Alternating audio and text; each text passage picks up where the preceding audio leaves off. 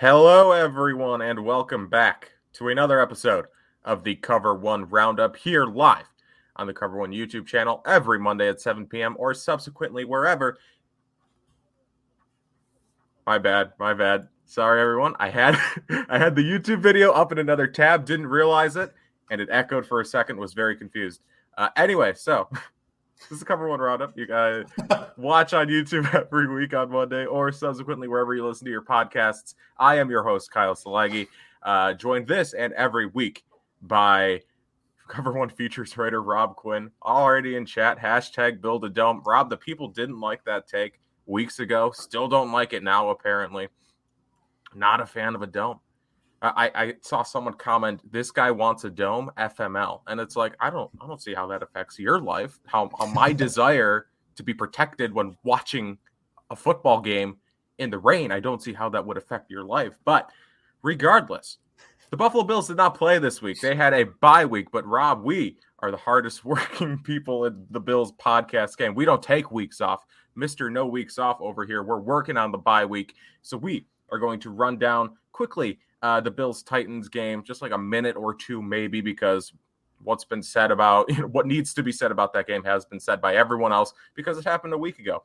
But what we're really going to focus on this week is just a recap of the season so far, talk about our standouts through the first 6 games, talk about our takeaways, talk about a few areas of improvement or things that need to be improved as we progress through the rest of the season here, and then maybe some hot takes. I don't know. We haven't decided yet. If you guys are lucky, we'll get some hot takes at the end of the episode. So before we get into anything else, this show and Cover One in general are brought to you by Underdog Fantasy. I don't know what I just said. This show and Cover One in general are brought to you by Underdog Fantasy. Rob, tell us a little bit about Underdog. So Underdog Fantasy is an awesome fantasy sports app. You can play player props, daily fantasy, best ball drafts. There's mid-season best ball drafts if you missed out during the offseason. You can join in on the action using the promo code COVER1 that will get you a free $25 with a deposit of $25. I was absolutely slaughtered this week thanks to the under on Jared Goff in every single one of my parlays in some variation. So next week, we're looking strong, and you can join in on the action too. Again, that's promo code COVER1. Get some free money. Promo code COVER1 for free money. Nothing in the world is better. Lone Wolf comments, how in the world did the Chiefs not score a touchdown against the Tennessee defense? Well, speaking of not scoring enough touchdowns against the Tennessee defense, the Buffalo Bills lost last week to the Tennessee Titans 34-31. We did a preview show before Monday Night Football last week, Rob, and I don't want to say we underestimated the Titans because I don't think any of our analyses or any of our analysis was wrong per se, because we said like, hey, Derrick Henry is a good player, which everyone says that, but like we looked at their team, said they're a good team. I just think the Bills are better. Which, if you ask me today, I think the Bills probably still are top to bottom, a more complete team, probably are a better team than the Titans. But on that day, I mean, the Bills defense just kind of, I don't want to say fell apart as the game progressed, but Derrick Henry had a very good game, 20 carries, 143 yards, 3 touchdowns. Of course, one of his carries was for 76 yards. And there were a few holding penalties that weren't called on that play, but I hate when people say like, you know, if you take away his best play, he didn't have a good game. Well, it's like, yeah, you can say that about anything ever. Like if you take away the best part of it, it's not that good. But yes, Derrick Henry had a good game. Their defense, man, Jeffrey Simmons and Harold Landry both had days. Jeffrey Simmons, of course, on that last play. So again, I don't want to get into really the specifics of the game because everyone already has. So just what are your general thoughts on last week's loss going into the bye week, and how do you think the Bills will bounce back? Yeah, so I think the Bills are still a better team than the Titans. We saw Josh Allen really put it together another impressive fourth quarter against them. But unfortunately, Taylor Lewan's backup, the nobody Dion Dawkins, just couldn't get it done in the last play of the game. And that was unfortunate. There was a lot of talk about whether they should have gone for it, shouldn't have gone for it. In the moment, I thought they were going to kick the field goal, but I think that's the right call that you have to make in that situation. You have Josh Allen. He's been dealing all night, and it was just a slip. Dion Dawkins lost that rep, but Josh Allen slipped. Sorry, bye week blues. But Josh Allen slipped, and they lost the game because of it. And it wasn't just because of that play. The defense, like you said, kind of fell apart as Derrick Henry wore on that defense as the game went on. But I think the Bills are going to bounce back. They've got winnable games coming up over the next 3 weeks, and I think the future's bright for Buffalo still. So no need to abandon ship. Very winnable games coming up here. Miami this week. The Deshaun Watson-led Miami Dolphins. We'll get into that later, maybe. And then Jacksonville, who I don't even want to say they're a sneaky good team because I don't necessarily think they are. And then who? The Jets after that? Yeah. Probably the Joe Flacco-led Jets. That trade just went down. So, yeah, they don't have a particularly scary schedule coming up, but still, you want the win coming into the bye week. And to lose in those circumstances, of course, it's a bit disheartening. But, I mean, what are you going to do? Again, like you said, Rob, I think they made the right decision there on 4th and 1. David wrote a game recap for cover1.net. Check it out if you guys want to, where he wrote it was unequivocally the right decision, which I would tend to agree. In those situations, when you have a player of Josh Allen's caliber in general, especially when he's 6'5" and 240 pounds and he needs 1 yard and he's already very good at quarterback sneaks. That's kind of one of his bread and butter plays. He does them quite often. I don't think that's an egregious decision to make. I think that's a risk that you take, a calculated risk that more times than not, probably 8 or 9 times out of 10 is going to pay off. Josh Allen's going to pick up that yard. Unfortunately, this was one of those times that they didn't pick up the yard and it ends up with them losing, but wasn't a bad decision to make. And again, it's not a bad loss. The Titans are a good team, especially what we saw yesterday. Just slaughtered the Chiefs. I mean, people are saying the Chiefs should take Spencer Rattler now. I don't know who's saying that, but I've heard some people say that. I mean, people are upset about this, but the Titans are a good team. That's not a bad loss. When we look back on this Bills season and we see loss, the Titans loss isn't going to be their worst loss of the season. It already isn't their worst loss of the season. I'm stumbling over my words. What are you going to do? So yes, not a bad loss. And like you said, they have 3 games to bounce back now.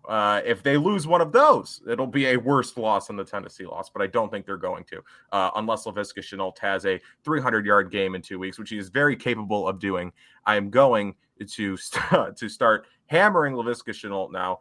Get on Underdog Fantasy next week and say Laviska Shenault 300 yards.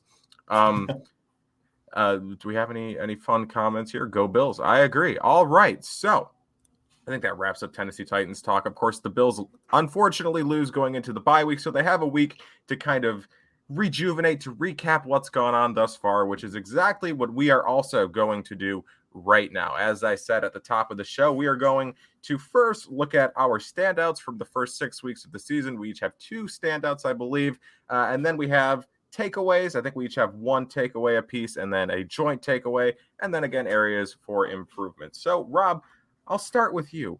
Who is your first standout from this first part of the Bills' 2021 season? So I'm going to go with someone that probably isn't loading the stat sheet, but I'm going to go with Star Lotulelei.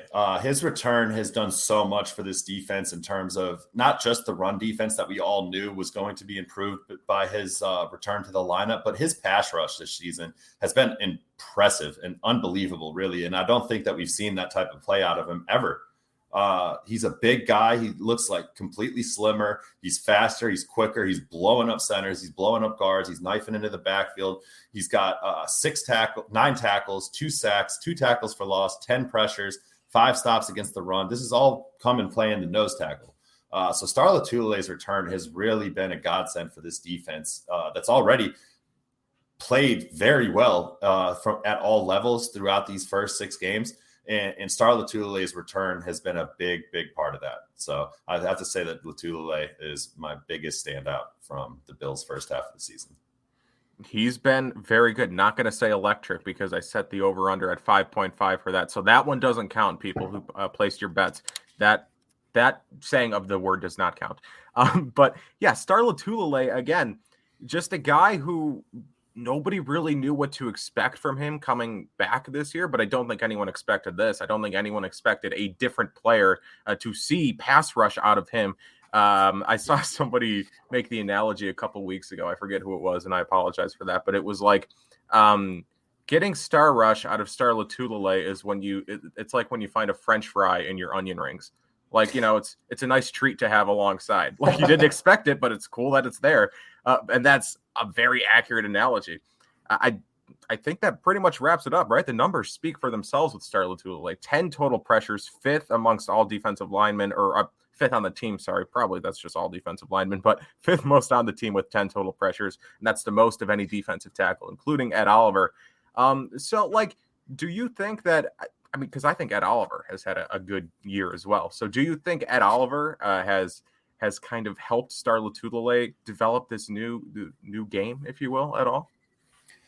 I don't know. I think they kind of play off each other, obviously. And Lotulelei just looks like a completely different player. Like, he's always been that two-gapper, hold anchor down and eat the double teams. And that's been his game, right, throughout his entire career. That's what they signed him to that 5-year, $50 million contract to do. So now, like you said, you're getting the onion ring and the French fries with this added pass rush. And I think that Oliver's definitely benefited from it. He hasn't really had the numbers to back up that claim, but anyone who's watched the games has seen the impact that Oliver's had. And I think those two have been very good for this defense thus far. Right. Both of them very disruptive in the middle of that defensive line. Ed Oliver probably making more of a presence against the run on the stat sheet, but still both have been very productive, both against the run and against the pass, in my opinion. I am going to stay on the defensive line to talk about my first standout. Sorry, you guys heard me flip the page, but need to read the stats. Need to do it again, sorry. Greg Russo has been very good through the first 6 weeks. And regardless of what not you, Rob, but just in general, the royal you, if you will, regardless of what you thought about Russo after the draft or even before the season, whether you thought he was the top defensive end or the top edge rusher in the class who should have went top 5 and he only fell because people had a year to nitpick his film, or if you thought that he's a raw project who probably shouldn't play that much this year and he's a prospect that you need to develop along. Regardless of what you think about him or how you felt about him, you have to probably admit that is like what they've gotten out of him thus far. It's really good value for the 30th pick in the draft. That is great value again. And it's weird because he started a run of like 3 really good pass rushers who went in a row. Greg Russo, Odafe Owe. I don't know how to pronounce that. I think it's Odafe Owe. Maybe it's Odafe Owa. The Baltimore Ravens pass rusher. And then also Joe Tryon Shoyinka. My God. You guys know I've been having difficulty pronouncing Russo on this podcast for weeks, so I'm going to have some difficulty pronouncing Odafe Owa and Joe Tryon Shoyinka. But they've both been pretty good to start the season as well. So, again, that is 3 good value pass rushers in a row there. You can, obviously have your favorites out of all of them, but regardless, Greg Russo has been very good through the first 6 weeks of the season. Good value pick, just a good pick in general, good player. 3 sacks, 1 interception. He's leading the team in sacks currently. I think he's 3rd on the team in hurries with 8 behind only Jerry Hughes and Mario Addison. He started in all 6 games, played on 50% of the defensive snaps. That is 2nd amongst all defensive ends. I think Jerry Hughes is the only defensive end who has played more snaps than him. He has 15 defensive stops. That's 2nd to only Tremaine Edmonds.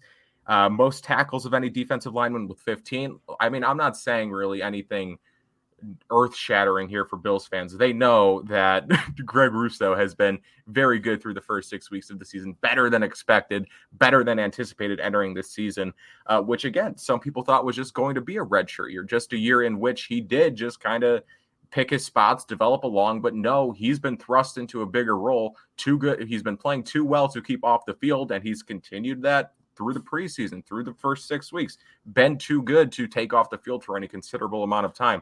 And like we talked in the preseason, Rob, when he was making this impact, saying like he's the type of player, or at least he looks to be the type of player right now, that like he's just going to make an impact with his size, with his frame, with his athleticism.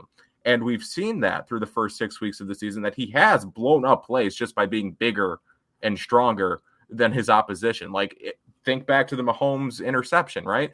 Where he just kind of put his arm out into the passing lane, batted it down and got the interception. Like that's just, it's good technique. It's good awareness, but it's also just being bigger than everyone. Like it's just genetic lottery at some point. So it's, again, as advertised and better for Greg Russo through 6 games. Right. I think when the Bills drafted Russo, we thought that we were just going to get a pass rush specialist, someone that's going to come in on third downs to rush the passer. But we've really seen the opposite. You look at the other first-round pass rushers, Azeez Ojulari and Kwity Paye and Joe Tryon and Odafe Owa. And those guys all have more pressures than Russo, but their snaps are mostly coming in pass rush situations. They all have more pass rush snaps than Russo, but Russo leads all the rookie D linemen in run stops. And that's where I'm most impressed with his game, because we all knew about the length. We all knew about his physical traits, but I didn't know that it was going to translate to the field this fast. And for the Bills to trust Russo, not only to take on a role as a situational defensive end, but a starter nonetheless, on a defensive line that has veterans like Mario Addison and Jerry Hughes and the second-year guy in AJ Epinesa, that says a lot about where he is and how they view him. So while I don't think his pass rush has been exactly what we all thought it would be, we know that most of his pressures came in week 2. I think his run defense has made him so valuable. I know I've said the week 2, I think every week since, and I think that's skewed a lot. But as a run defender, that's so impressive what he's been able to do and stay on the field every down and then make those critical game-changing plays like the interception in the passing game. So I think Russo has definitely been one of the most impressive players through the team's first 6 games. Interesting conversations going on in the chat right now. I will leave it at that. But yeah, no, I agree. Like, I think I said this a couple of weeks ago, but I read a tweet one time where it was like, at the very least, Greg Russo is a Shaq Lawson level player with a higher ceiling, which that's great because Shaq Lawson, not a flashy player when he was here, but he was solid, right? People just thought he was a bust given where I don't know if anyone thought he was a bust by the time he left, but like given his draft stock and draft status and things like that, people weren't in love with the unflashiness of his game. But Russo, I think maybe has a little more flash just given his size, given his his length, athleticism, not even so much athleticism, but just size, right? So there's like some automatic flash to his game there. And like you said, been very good against the run. And it's just like, I think I said at the beginning of the season that like I expected Epinesa to quickly take a starting defensive end role. I did not anticipate Russo to have to A, start the first 6 games of the season, and B, be the second most played defensive end. If you would have told me that after they drafted Greg Russo, that, oh yeah, come week 6, come the bye week, he's going to be second among defensive ends in snaps, I would have laughed because, again, the narrative was, oh, he's a prospect, right? You're going to have to develop him, but Carlos Basham's there too, and he's more of the day one starter guy. Not starter, but the more playable guy on day one, which he hasn't been bad, but he also hasn't been on the field all that often, to be honest. Right. So, yes, very pleased with what we've seen from Greg Russo through the first 6 weeks of the season. So, Rob, going back over to you, who was your second standout?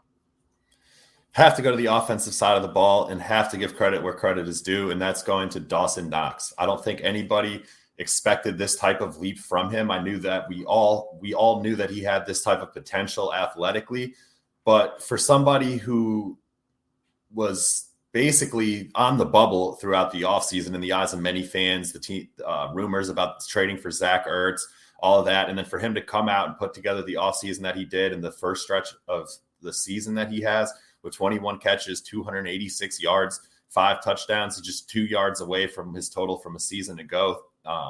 I think that what Dawson Knox has done this season is just incredible. He's dropped 1 pass, which I don't even know if you can really fault him for it. It was a pass thrown behind him, I believe, in the Houston game.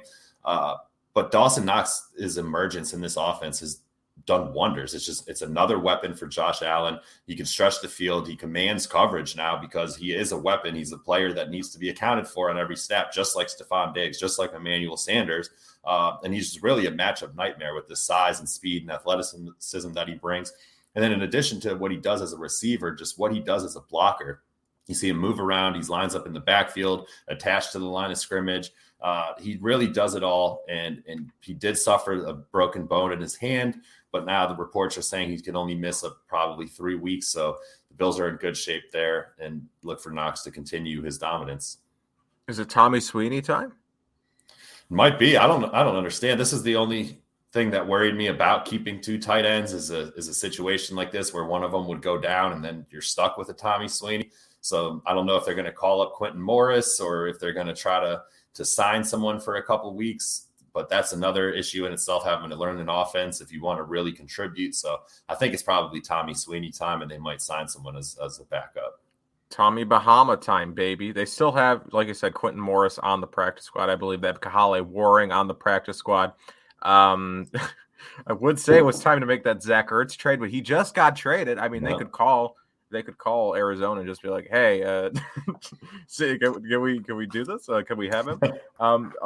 Or Craig. I'm trying to think of every tight end they've ever been linked to. Evan Ingram now, but I think he just got hurt. Mm-hmm. Greg Olsen, what's he up to? Is he doing pregame for Fox or whatever at this point? Zach Walters writes, Tommy Sweeney is better than you think. Hey, I might think I don't have a strong opinion on Tommy Sweeney either way. I just think the numbers there are the issue. You can't go into a game with 1 tight end, and that's the issue. Maybe they use Reggie Gilliam in that role. Yes, Morris. How about Gilliam? Gilliam would be fun. Yeah. I don't know how often we're going to see him, lining up.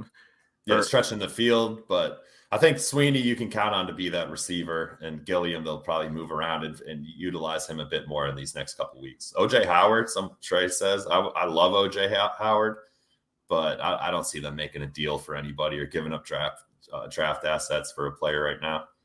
I love OJ Howard because he was the first tight end. Well, now that I've been covering football relatively, that's being too generous for me. Now that I've been covering football for the last 5 years, I realized that every 2 years there's a tight end in the draft who gets this buzzword stock analysis, and that's too fast for linebackers, too big for safeties, right? That's the stock tight end analysis. And Kyle Pitts is the only tight end who recently maybe fits that analysis. But OJ Howard, that was being thrown around for him a couple years ago. I used it because I didn't know still don't know what I'm doing really, but I use that analysis for OJ Howard. Is he too big for safeties and too fast for linebackers?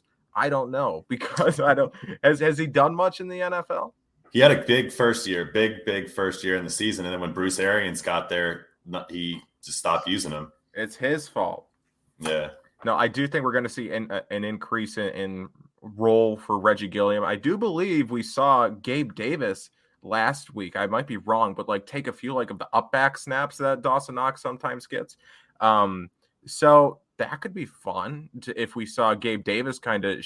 He's obviously not going to play tight end, and he's not the blocker that Dawson Knox is. The different position, different roles, but kind of some of the on-field stuff that Dawson Knox can do, given his versatility, would be cool to see if they do give any of that to Gabe Davis. Which I'll talk about Dawson Knox, Gabe Davis, and just the offensive depth in general a little later on. But first, I'll focus on Dawson Knox.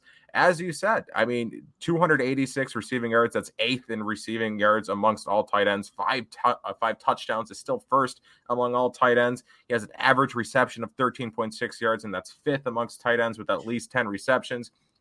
It's just I don't even know if reassuring is the word. It's just fun because Dawson Knox, it was always with him. It was just can he he's an athlete, right? He has the athletic ability to be an elite tight end in this league, should he ever put it all together. But can he put it all together? Can he learn to focus it on the ball and catch it? Which for a bit there didn't look like he was going to be able to do it. But through 6 weeks, as you said, 1 drop, which wasn't even necessarily his fault. He has been good. Again, he's gone from borderline, from replacement level, where it's we need a Jacob Hollister, right, to not subsidy. That's not the word I'm looking for there.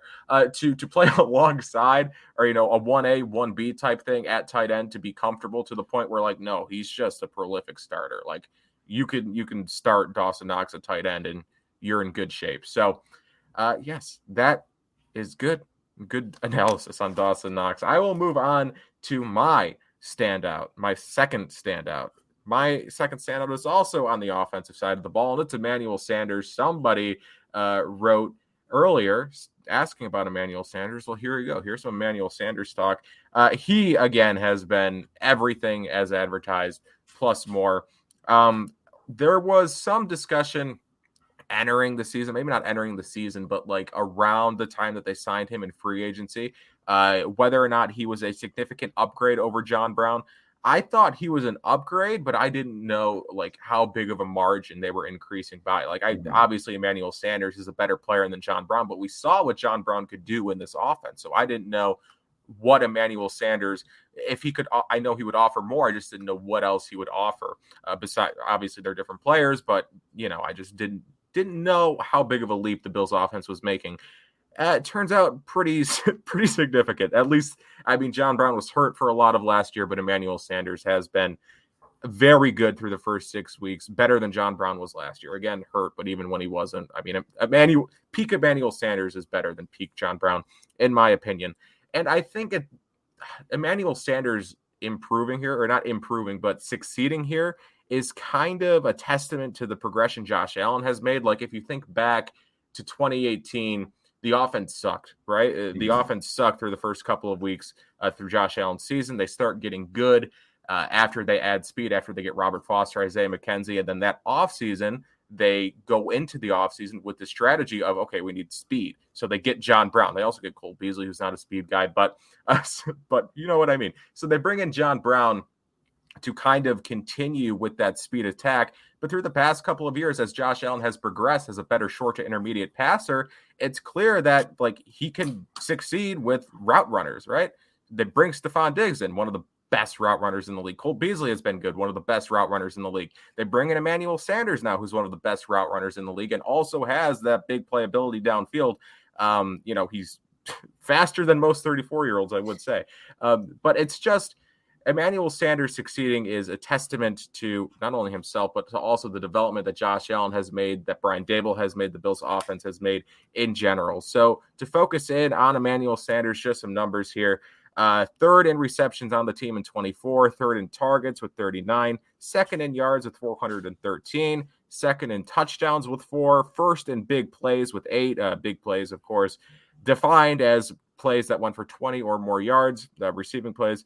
And he's 13th in the NFL in big plays. Now, like that might not seem all that impressive, like 13th, but when you think about how many good receivers there are in the NFL, being 13th in the NFL in big plays, it's pretty good, especially when you're not the primary receiving target on your team, right? You are the second big play receiver on your team, and you are 13th in the NFL. Diggs isn't above him, but you know what I'm saying in terms of who you'd expect to get big plays. It would be Diggs and then Sanders. But again, this coming, right? He's doing well on the field, and he's also doing everything he was supposed to do off the field, right? Just him being there is kind of an ever-present reminder to this team that, like, oh yeah, we're expected to win the Super Bowl this year. We're not expected to just be good. Like we have one of the better receivers in recent history here. He'll go down as like a very good NFL receiver. The fact that he's here at 34 years of age by choice just speaks to how good this team is and what this team is supposed to do. And of course, as someone wrote in the chat, consummate pro, he is just embrace the fans, embrace the community, won the person of the week or whatever a couple weeks back because he was helping out in the community. I don't have anything bad to say about Emmanuel Sanders. He has been as good as anyone could have hoped he could have been, or he would have been, and then some. Yeah, definitely. Sanders, I think when he was brought in, a lot of people thought that he was going to be another situational type of player that's going to get on the field a little bit and make some plays, but not really be a featured piece on offense. And that's just what he's been. You know, those big plays have been huge. Like he's not Stephon Diggs. No one was expecting him to have this type of impact, and he has. And I think when he was brought in, we thought that, he was going to be awesome for the locker room, and he was going to be a role player that contributes to a Super Bowl win, not really be a driving force that gets them to the Super Bowl. And that's what he's looked like so far this season, is just somebody that can be relied upon every play. He's the second option in the offense right now. And I think what he's done has been really impressive. I will agree. I just think he's maybe my favorite player on the Bills right now, just given everything. Ever since he came out and said, he didn't come out and say, I don't want to be here next year, but he essentially was like, hey, I have nothing else to prove. I'm just here to win a Super Bowl, and then I'm going to give the peace sign, and I'm going to be on a beach next year, which is hilarious, right? That's what I want to do when I'm 34 years old. I'm not going to be in that position, but I want to be in the position where I'm just like, hey, I'm not going to be here. Magic Johnson. But so yes, Emmanuel Sanders has been electric. There we go. There's number one. So obviously a lot of players have stood out, right? We could both talk about Josh Allen. We will here in a second. But yes, there are a lot of players we could talk about that stood out, but these were the four that through the first 6 weeks probably have stood out the most. So transitioning here into takeaways, we each have our own individual takeaway, but first we're going to kick it off with Josh Allen, right? The early reports of Josh Allen's demise were greatly exaggerated. Either of us could have taken this as a takeaway, but we'll just do a little joint. We're not going to do a joint. We're going to do a joint talking session here where we discuss how good Josh Allen has been. Wasn't good for the first 2 weeks, right? And we made that clear that people weren't happy with us. Sorry, something caught my eye. Puka writes a chat. Is that a Portland sweater? I'm out of here.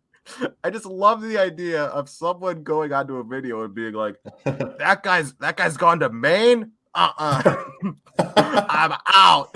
I've had enough.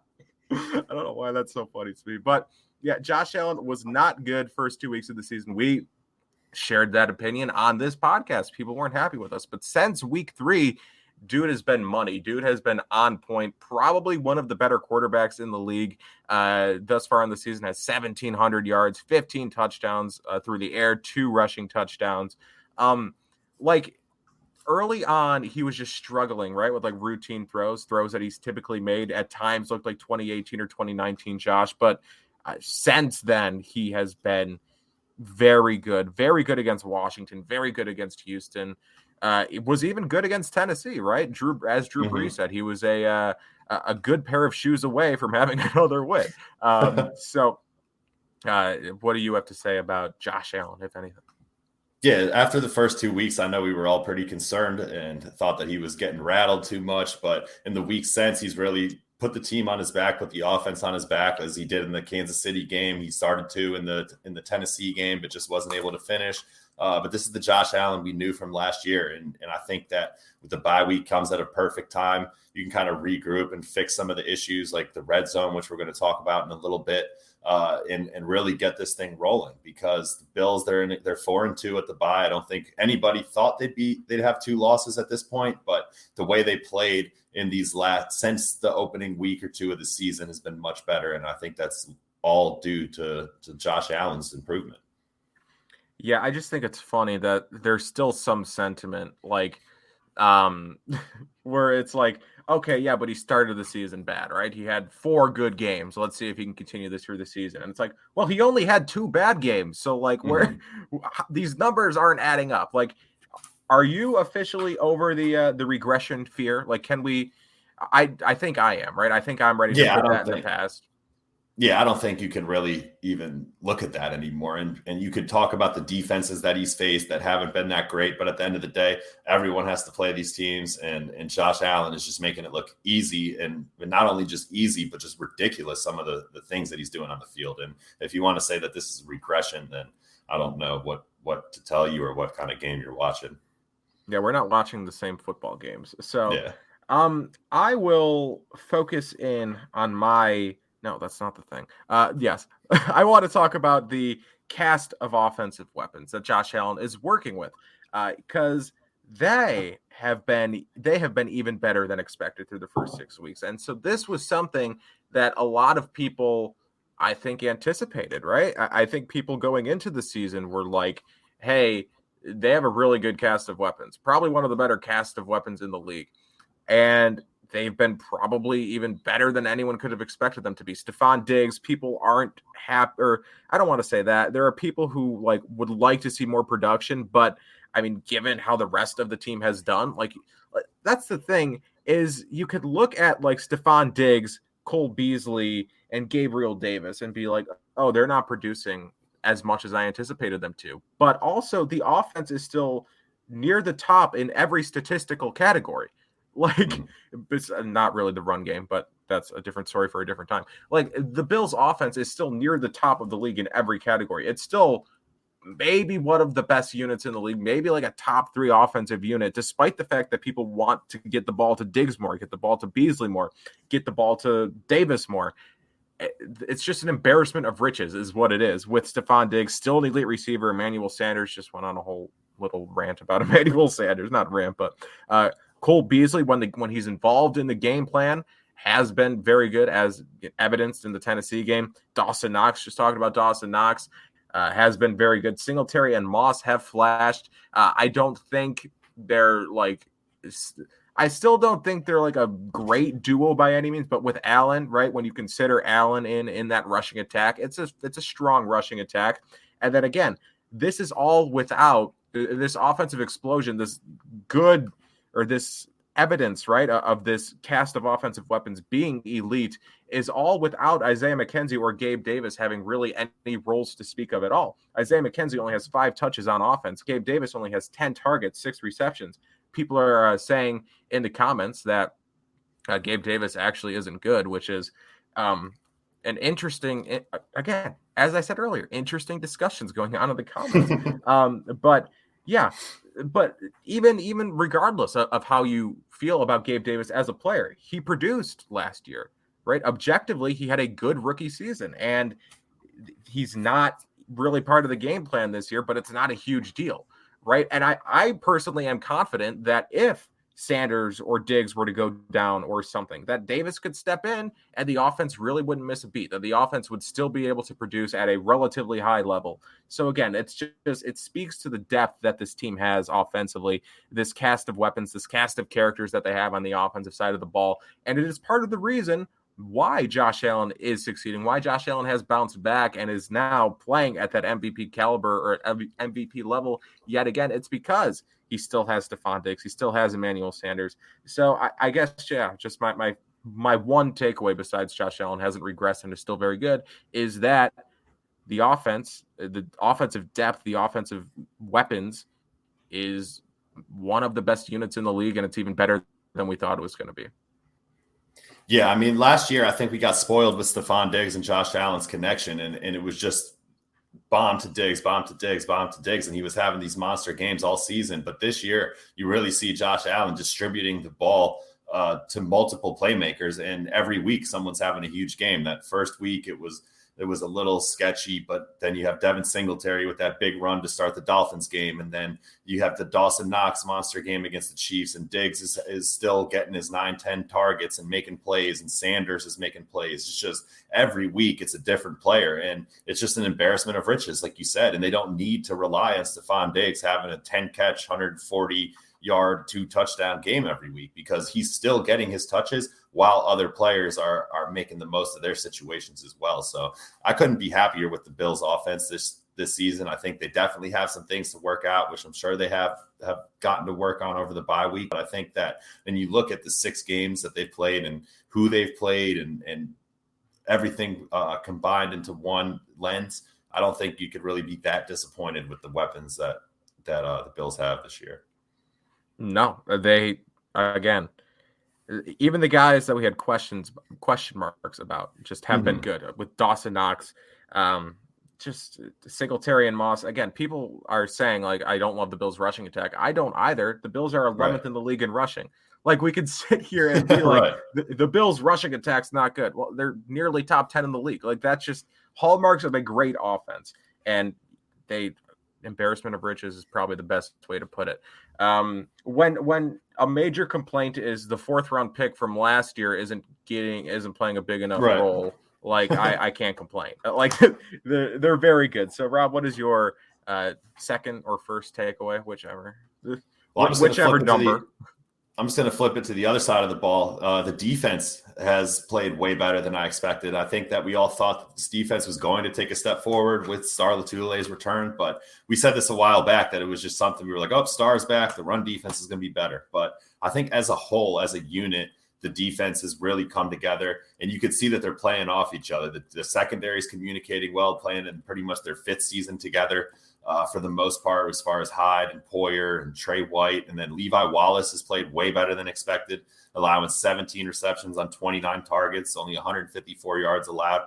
So he's somebody that I think a lot of people had question marks about, as they have in every other season that he's been the starter. And what has he done? He's just put his head down, went to work, and performed at a high level. Tremaine Edmonds has really taken a step forward, a middle linebacker that a lot of people were down on during the offseason. Didn't think that he was the guy, but then you watch him on film. I mean, Eric has posted an awesome breakdown on him and just showing the range, the physicality, the talent level that this kid has at just 23 years old in his fourth season. I don't know if you knew that or not, but Tremaine Edmonds really taking a huge leap. Ed Oliver playing well, Greg Russo, the list goes on. I don't think there's one player on this defense that you can point at and say this is a weak link. I mean, obviously Levi Wallace is going to get that label just because he's Levi Wallace on such a talented defense, but there's nobody that has been an issue throughout the season like there has in other seasons where we've pointed at him and said this guy needs to be replaced right now, and he's the reason this defense is struggling. I mean, this defense is second in points allowed. They're first in yards per play allowed. 16 takeaways is the most in the league, I believe.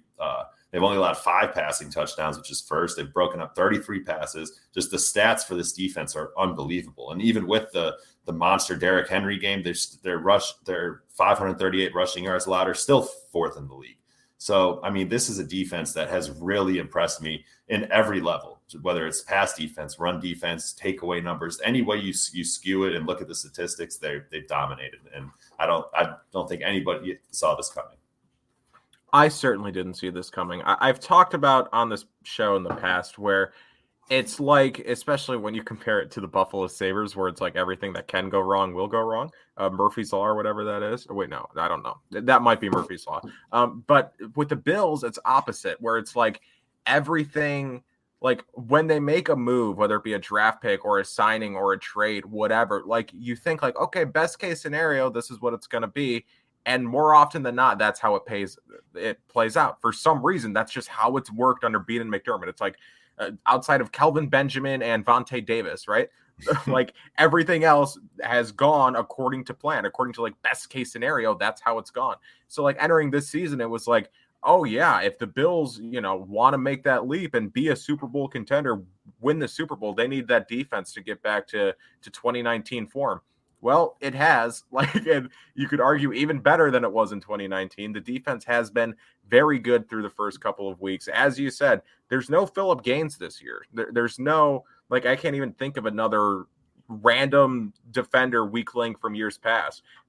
Because, as you said, if their weakest player is Levi Wallace, who's just good, not good, who is consistent, right? Like a good technician, a player who you don't mind starting, a player who would probably start for every other NFL team.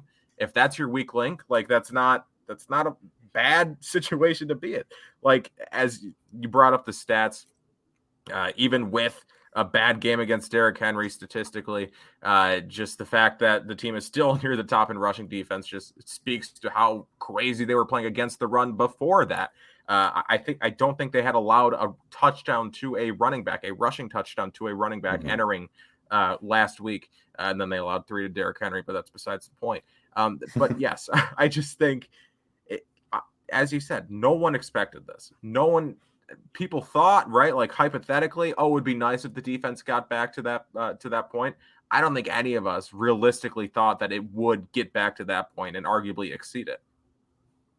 Right. Yeah. I think that sums it up perfectly. Awesome. So I think that wraps up takeaways. Yes. So now people don't like when we speak negatively about the Bills. So we're going to preface this with, it's not negative, right? What we're about to do, right? We're going to talk about areas of improvement for this team, things that they could improve on, through the rest of the season. I think most people are going to agree with us, actually, because we're not coming out of a place of hatred. We're coming out of a place of like, hey, we want you to get better. We want to help you help yourself, which I would not be the person to listen to but when it comes to football for that. But so we're going to talk about, again, areas of improvement. I'll let you kick off here, Rob. What to you is an area in which the Bills need to improve? So, again, we'll preface this by saying this is just nitpicking, an area we'd like to see some improvement, but I'm going to say the pass rush. They invested a lot of money and resources into the defensive line during the offseason. Greg Russo has been solid as a run defender. Boogie Basham's come in and flashed a little bit. F.A. Obata's done a little bit here and there, but I think that they still need to get better and more consistent rushing the passer. I've said it multiple times on this show, and I'll say it again, that Dolphins game really skewed the statistics and the pressure numbers for a lot of their guys. AJ Epinesa is second on the team with 13 pressures. 8 of those came against Miami. Rousseau has 11 pressures this season. 8 of those came against Miami. The team as a whole has 14 sacks. 9 of those came against Miami and Houston. I think that if the Bills want to continue their defensive dominance, at some point the pass rush is going to have to get more consistent. I think that the takeaways can be fluky. They've done great taking away the ball, and I think that trend is going to continue. But the pass rush has to be there. It has to be consistent, and it has to be consistent against good teams with solid offensive lines. I know that we're going to say teams are getting the ball out fast against them, but teams get the ball out fast against every team. This is not a new scheme just for the Buffalo Bills. And it's not like the Bills have a TJ Watt or Chandler Jones type pass rusher on their defense where teams are scheming to get the ball out quick. This is I think if we're being honest, a middle of the road overall pass rushing unit in the NFL. It's solid, but not great and not spectacular. And I don't think that defenses are really game planning for that.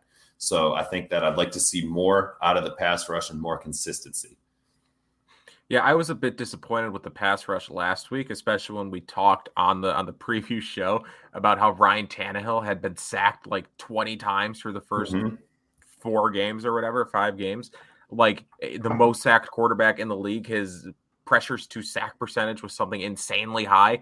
Like you would expect, you know, the defensive line, the unit that they did invest so heavily into, or just the pass rush in general, the unit that they did invest heavily into in the offseason, you'd expect them to not necessarily feast, but produce against that in a situation like that. Did they get a sack?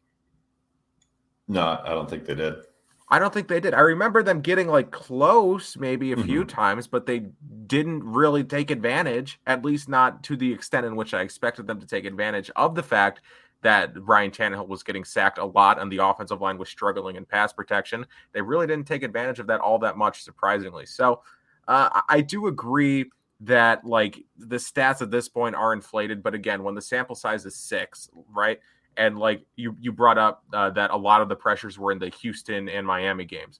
And it's like, well, yeah, but that's 2 out of 6 games. Like that's, I understand that's going to, like the fact that they performed well is going to take up the majority of the sample size, but also they've performed very well in 2 out of the 6 games, and not necessarily poorly. And really, I can't think of a game maybe besides the Tennessee one, or maybe the Pittsburgh. You know what? Maybe I am disappointed in the pass rush. Like I don't really remember the Pittsburgh game all that well, but yeah, the Tennessee game they really didn't show up, and maybe the Pittsburgh game they didn't show up all that much either. But I could be wrong about that. But yes, I agree. People are saying in the chat that, they don't have an alpha pass rusher. They don't. As you said, Rob, they don't have a Chandler Jones. They don't have a TJ Watt. And maybe that is the next step to fix the pass rush. I don't think it's going to, again, not necessarily to fix the pass rush. And I don't think it's going to happen this season. I don't see them spending assets and bringing in an elite player at the trade deadline or anything like that. But like, you look at kind of, you can compare it a bit to the Diggs situation where it's like, you look at their receiving core, then they had a few good, solid to good players that just didn't have this star, right? So they bring in Diggs and it goes from a good unit to a great unit. Like, and you look at their defensive line now, Hughes, Addison, who probably isn't going to be here next year, but let's talk about guys who will. Hughes, I think it probably will. I don't think he's going to retire, and I don't think he's leaving Buffalo. So Hughes, Epinesa, Rousseau, all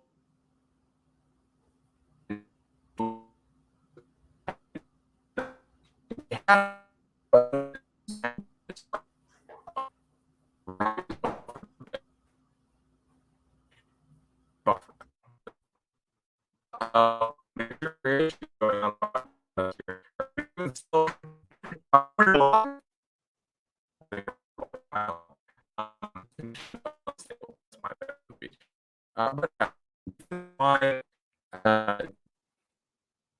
is chaotic. It's a similar situation to the wide receiver situation in which they just needed a guy to put them over the edge. Maybe that is in an area in which they address this offseason. Bring in Rob's trying to rejoin. I'm sorry, guys. Technical difficulties. in which they try to bring in an alpha pass rusher. Wouldn't shock me, but that's something I thought that they were going to look into doing numerous times in the past couple of years. Welcome back, Rob. I just had a conversation with myself. I think I heard most of it until you started going into some wacky noises over there, and I don't know how I got disconnected, but we're back. And I think Greg Russo might develop into that type of player. But you look at rookie pass rushers and their impact in their first season, and it's really not that game-changing performances like you'd like to see or anticipate them having. And I think that the pass rush as a whole has room to grow. I think they can get better and be more consistent this year. And I think, like you said, going into next year, they're going to have more experience, more depth. And I think the future is bright regardless for this defensive line. I would just like to see more this season. Am I here? Yes. Okay. I'm trying to catch up on what just happened because nothing changed for me. You were just coming in and out. So what happened? You were sounding crazy, and then all of a sudden mine disconnected. So I don't know. Uh-oh. Well, that'll be interesting to watch back. So I don't trust my Wi-Fi. So what we're gonna do is not power. No, we are gonna power through areas for improvement here. My area for improvement. I agree. Yes, pass rush could use some area for improvement, and maybe Greg Russo does develop into that guy. But this year I'd like to see some increased production. So red zone offense. This is what. Again, if my voice starts freaking out again, please, people let me know. But yes, red zone offense. I think this is what everyone expected us to talk about. It has been one of the bugaboos, if you will, on an offense that otherwise has been very good. Has not been efficient, despite the offense being one of the best in the league. 2 for 5 versus Tennessee. And that's really what came back to bite them, right? Is them settling for 3 as opposed to getting touchdowns, and then come the end of the game, you're in a situation that you probably shouldn't be in. And I found these stats on Flurry Sports, which is a website that I didn't know existed till about 6 hours ago. So shout out Flurry Sports. Entering week 7, the Bills had the second most red zone trips in the NFL with 29, or had the most, sorry, that's actually the most red zone trips in the NFL with 29, and they had scored points on 96.6% of their red zone trips, which is pretty good. Right, scoring on 90 or 97% of your trips to the red zone, that's pretty good. They scored touchdowns on only 55% of the trips. So that's like nearly half the time they get to the red zone, they're settling for 3 instead of 6. That's not a good formula, and it really didn't come back to bite them until the Tennessee game. And like you look again, scored touchdowns on 55% of their red zone trips. That's the 7th worst percentage in the NFL. And just it's strange, right? When the offense is as good as it is, and you have a player as dynamic as Josh Allen, who doesn't turn the ball over in the red zone notoriously, the fact that the offense this year is struggling when they get close to the end zone is strange. And Eric just posted an incredible 20-minute video, I think yesterday, about the red zone struggles. And I would suggest that you guys go and watch that.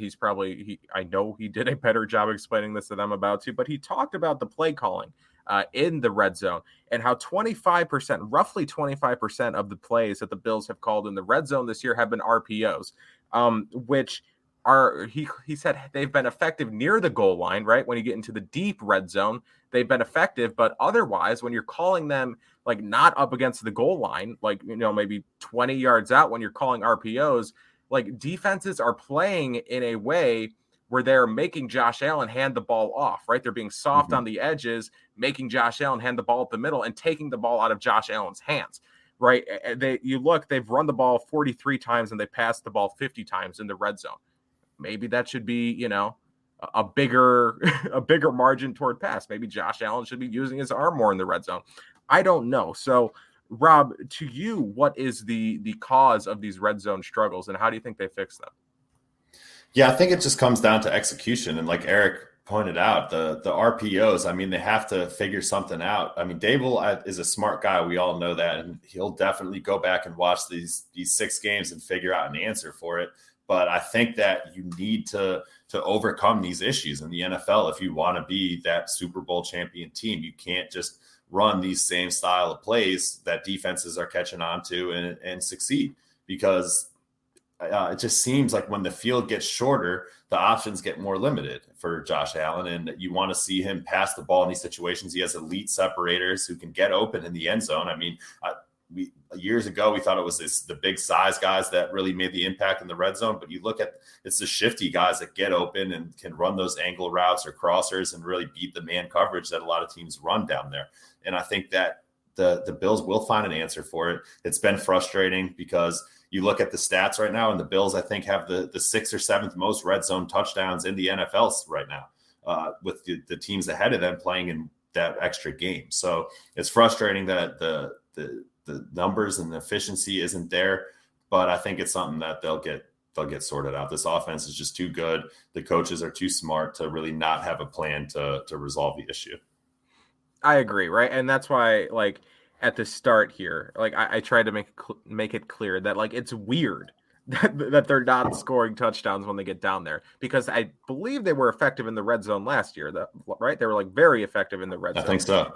So the fact that this year, despite the offense being up to snuff, or playing at the level, at least the last 4 games, that it was through the majority of last season, the fact that the red zone production hasn't been there, it's more of like an anomaly, right? At least in my opinion. Like, it's just weird that it hasn't caught up. But again, I think it will. I don't think this is something we have to be overly concerned about. I do think that this is something that will bounce back as, they get more reps in the red zone, even though they've had a lot. But I think it is something that will be fixed as the season progresses. But still, when you're scoring, when you have the most red zone trips, and your 7th worst percentage in the NFL in terms of scoring touchdowns off those trips, like, maybe you want improvement, which I think they'll get. So, Rob, it's been a chaotic episode between me nearly falling asleep a couple times. That's while I'm talking, which isn't good. And my Wi-Fi falling asleep actually hasn't been the smoothest sailing episode, but I think, we overcame adversity, we persevered, and I think we, came out of here with a W. Yeah, we finished strong. That's what, in the 4th quarter, you performed when it mattered most. So exactly, that's what you got to do. So I know the people tune in for hot takes, and we will not leave you hanging. We will not leave you without hot takes. So Rob, what is your hot take for this week? For this week, I am going to say that Zach Moss runs for 100 yards against the Miami Dolphins. That's bold. So I should start him in fantasy, is what you're saying? I am. Oh, well, then I'm not going to start him in fantasy. Yeah. Roman writes, Kyle's Wi-Fi was taking a bye. Yes, it was. So my hot take, again, this is a stupid hot take, right? Because there are so many factors that go into this hot take, and even if everything goes according to this, it still can't happen. But I'm going to say it anyway. My hot take is that Deshaun Watson starts for the Miami Dolphins this week. The Bills play the Bills play Deshaun Watson this week. That's hot. I don't even have a response. Well, yeah, because it doesn't make sense, right? Like, even if the trade happened the minute we went off stream, Deshaun Watson would have to be on a trade immediately. All the legal stuff would have to be cleared like that. He'd have to have a playbook in his hands today in order to have, like, an idea of what to do on Sunday. And but I think it's all going to... Stranger things has happened, Kyle. Stranger things have happened. I think it's all going to happen. I don't think the people like the Deshaun Watson take. I don't think so. Woof. WTF. Oh, I thought he was talking about the Washington football team for a second. I was like, what does the Washington football team have to do with this? But nothing. So, or maybe the stream went off. That's also a possibility. So I think we'll get out of here. Rob, thank you guys for watching. You can make sure to check out Underdog Fantasy. Again, use promo code Cover1.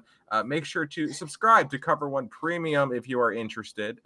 There you will have access to the Cover1 Premium Slack where you can interact with hundreds of Bills fans each and every day in the Slack. You can talk to us, talk to them. Always some great and interesting conversations going on in the Slack, not just about the Bills, about a variety of topics. Just a good community, a really fun community that's over there in that Slack channel that Rob and I are a part of. So again, if you're interested in that, Cover1 Premium.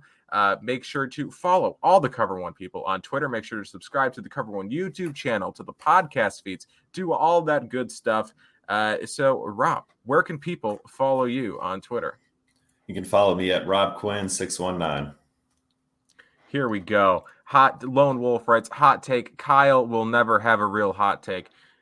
Egregious statement. This has been proven wrong numerous times. You can even ask Roman, who's in the chat. A couple weeks ago, he said that I had the better hot take. So, like, I don't know what you want me to do, right? I mean, sometimes the kid is hot. Most times he's not. But, I mean, I think today I had the hotter take, right? Objectively. I think you did. Is it stupid? Yes. Am I stupid? Yes. So, what else do you expect? Deshaun Watson is playing for the Dolphins on Sunday. So, follow me. No one's going to follow me on Twitter after that, but if you want to, at Kyle Silagyi. Thank you guys for watching, and we will talk to you next week. Bye-bye.